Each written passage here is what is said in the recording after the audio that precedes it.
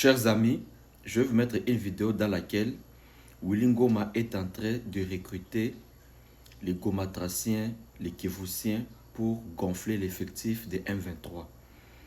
Pendant que à Kinshasa, nous crions déjà à la victoire diplomatique, bien sûr.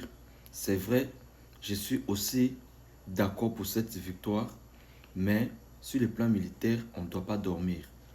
Willy Ngoma continue à recruter.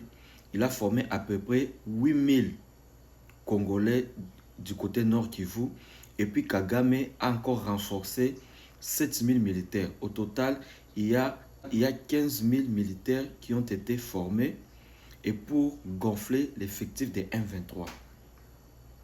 Et nous, on ne doit pas seulement rester là en train de crier que nous avions gagné sur le plan diplomatique, oui.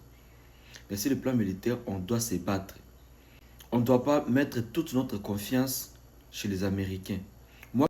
Moi, personnellement, je ne crois pas que les soldats américains viendront combattre les M23. Personnellement, je ne crois pas. C'est vrai, il y a un accord minier entre les trois pays, mais voir les Américains quitter leur pays pour venir mourir, verser leur sang pour les Congolais, moi, personnellement, je ne crois pas. Donc, je dois vraiment interpeller le président de la République de renforcer du côté militaire. Sinon, on sera encore envahi. Il y aura encore des localités qui vont tomber entre les mains des M23. Je vais vous laisser regarder une vidéo de Willy Ngoma en train de parler à ses militaires qu'il a récemment formés.